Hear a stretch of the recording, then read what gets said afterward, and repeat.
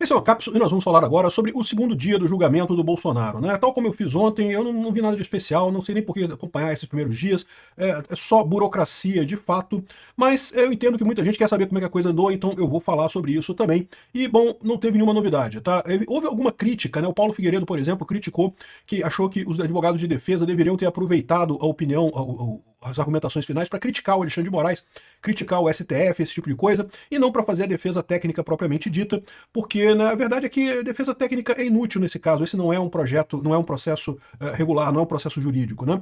Mas eu discordo disso. Eu acho que os advogados estavam se protegendo ao fazer a defesa de forma técnica. Vamos entender esse caso aqui. Essa notícia foi sugerida por Bafo de Pinga, mais feio que tombo com mão no bolso, e várias outras pessoas. Obrigado aí ao pessoal que sugeriu notícias lá no nosso site, no visãolibertaria.com, e obrigado a você que está assistindo o nosso vídeo. Se você gosta do nosso conteúdo, por favor, deixa o seu like e se inscreva aqui no canal, né?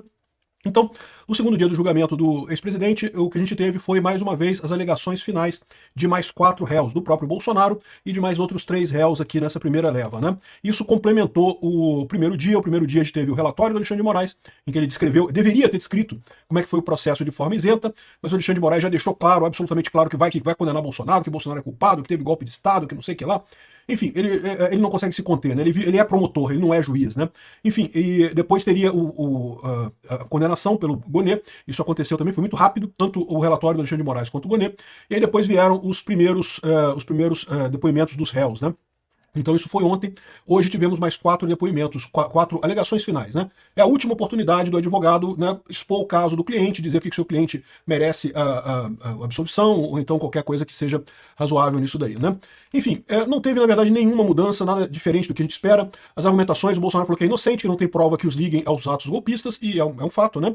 O atos golpistas que eles querem dizer aqui é o 8 de janeiro. O 8 de janeiro o Bolsonaro não estava no Brasil. Bolsonaro, antes de viajar, fez um daqueles programas dele, que ele fazia sempre live, e pediu pro pessoal ir embora, falou pro pessoal ir embora dos quartéis, não queria mais nada, e que quanto aos planos de assassinar autoridades, ele nem sabia disso, não tinha nada a ver com ele, né? E de fato, eram coisas que foram meras colocações das pessoas, né? Também falou que os atos preparatórios, e não houve tentativa de golpe, ou seja, o fato de terem uma minuta não faz sentido, é ato preparatório, e todas as medidas discutidas estavam previstas na Constituição. Era um estado de sítio, então meio que não tem lógica isso daí, né? A defesa então pediu a absolvição do Bolsonaro e disse que uma pena de 30 anos de prisão não seria razoável. Por que ele está falando isso? Repara que quando você faz a defesa, você tem que fazer a defesa de tudo. Então, se o juiz não considerar o seu primeiro aspecto, o segundo tem que defender também. Então você defende tudo. Então, primeiro ele falou que não tem ligação nenhuma, coisa e tal, e pediu absolvição. Mas, se o juiz considerar que isso absolvição não é verdade, ou seja, vai condenar ele, então também que 30 anos, que foi o quanto o Gonê pediu, não seria razoável, também teria que ser menor a duração da pena, né? Enfim, de novo, foi uma defesa técnica, né? Isso foi uma coisa que algumas pessoas não gostaram, esperavam que os advogados fossem mais prolixos, que falassem mais para o público e não como uma defesa técnica.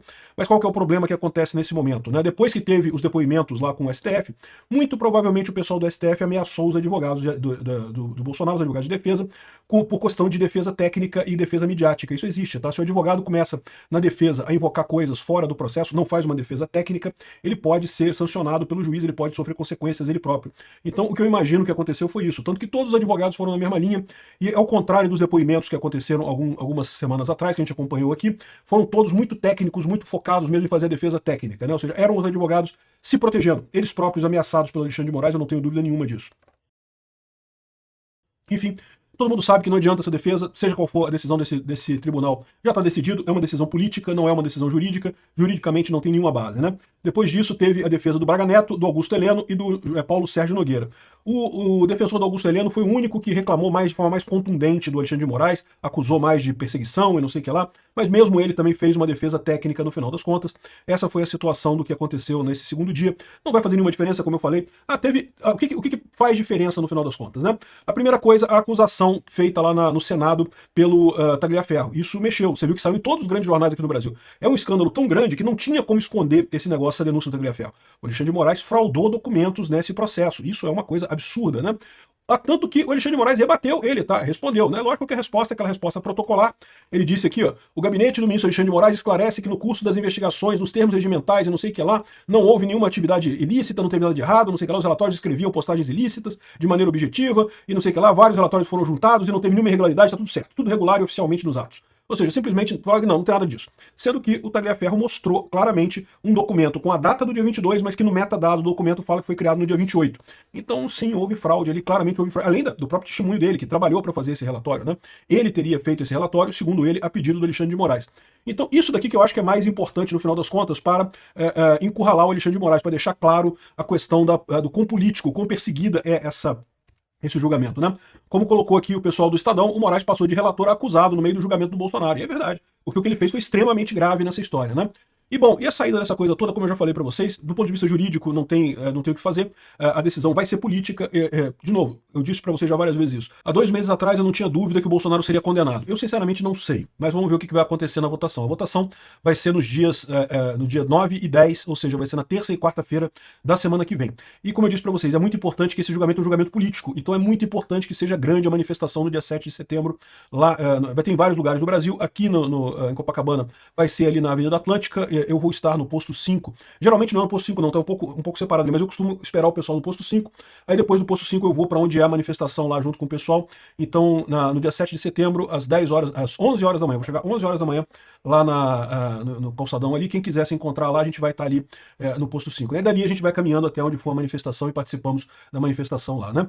E bom, é muito importante que seja grande pra gente botar pressão política nesse pessoal. Eu acho que é o mais importante de tudo. Porque a solução que tem aqui, ou os outros ministros vão botar a mão na consciência, perceber o absurdo que estão fazendo, o buraco que estão jogando no Brasil e voltar atrás nessa coisa toda, ou a gente vai ter que sair pela anistia, tá? A anistia está muito forte, tá? Parece que na Câmara já está tudo certo. O Tarcísio foi fundamental nessa história. Ele foi na Câmara, convenceu o pessoal a votar. O Tarcísio, por que o Tarcísio tem essa força? Porque muitos deputados sabem que o Tarcísio tem uma chance enorme de ser eleito ano que vem presidente da República. Então muitos deles querem ajudar o Tarcísio agora. Lembra? O poder atual seu depende do seu poder futuro. O Lula, por que os partidos estão saindo da base do Lula? Porque já estão vendo que o Lula ano que vem não vai conseguir se reeleger. Então, por que eu vou ficar com esse cara aqui, obedecendo esse cara aqui, se ano que vem ele não vai ter poder mais, né? O Tarcísio é o contrário. Eu vou ajudar o Tarcísio agora porque ele vai lembrar do meu nome. Ano que vem, quando ele for presidente, ele vai lembrar do meu nome. É assim que funciona o poder. Então o Tarcísio foi lá, impôs o nome dele, colocou isso, e olha, não foi por pouco não, tá? Porque o pessoal da oposição ficou chateado aqui.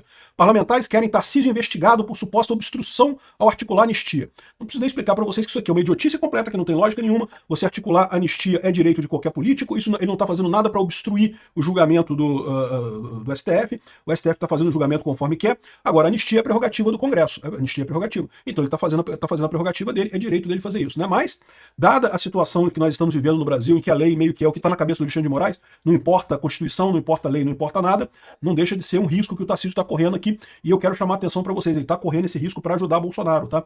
E conversou com Malafaia, conversou com um monte de ministros do STF, e daí eu falo para vocês, olha só, a importância dele manter a porta aberta com o STF.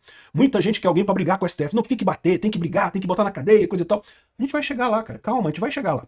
Deixa a gente empatar esse jogo primeiro para virar depois. É importante o Tarcísio manter um bom contato com o pessoal do STF, inclusive com o Alexandre de Moraes. O Tarcísio tem cacife para conversar até com o Alexandre de Moraes. Então é ótimo, isso é excelente. Não tem outra saída que não seja uma negociação desse tipo.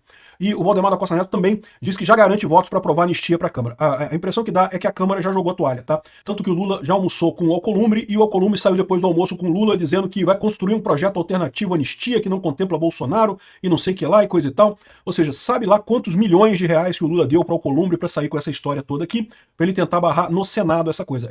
Essa pauta da anistia não vai ser fácil de aprovar não, tá? Na Câmara, eu acho que passa agora. O próprio pessoal já fala aqui. Em determinado momento, o pessoal já fala aqui que está vendo o ambiente adverso. Aqui. Planalto vê cenário adverso na Câmara. Cresceu muito com a entrada do Tarcísio as negociações pela anistia. Na Câmara, a proposta de anistia geral, ampla, geral e restrita. O texto já conta com o apoio do PL, Partido de Bolsonaro, Republicanos, União Brasil, PP e parte significativa do PSD.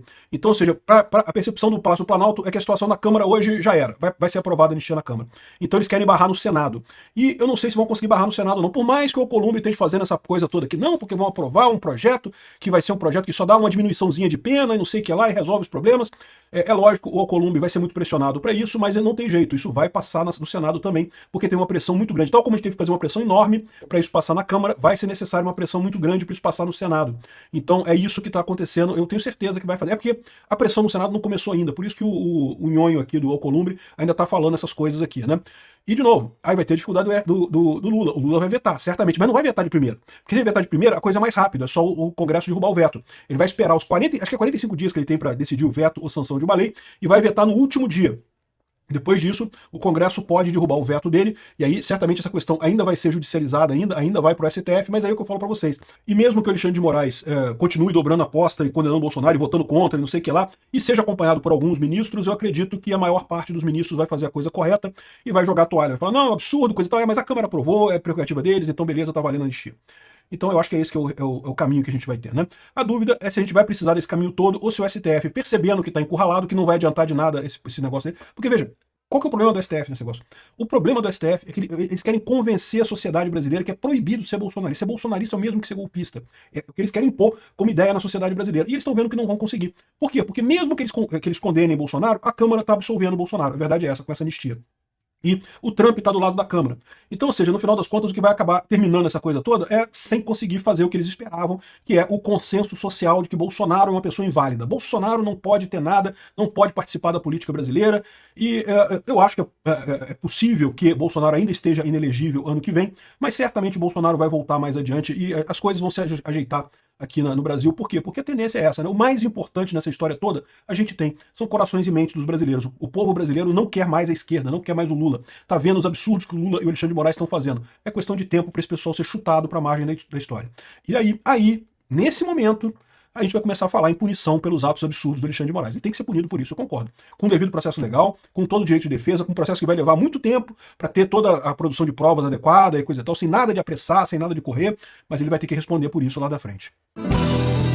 Obrigado por assistir o vídeo até o final. Além de curtir, compartilhar e se inscrever no canal, considere se tornar patrocinador com valores a partir de R$ 1,99. Clique no botão Seja Membro abaixo para saber as condições e vantagens de patrocinar o canal. Mais informações sobre o nosso projeto, visite nossos sites indicados na tela.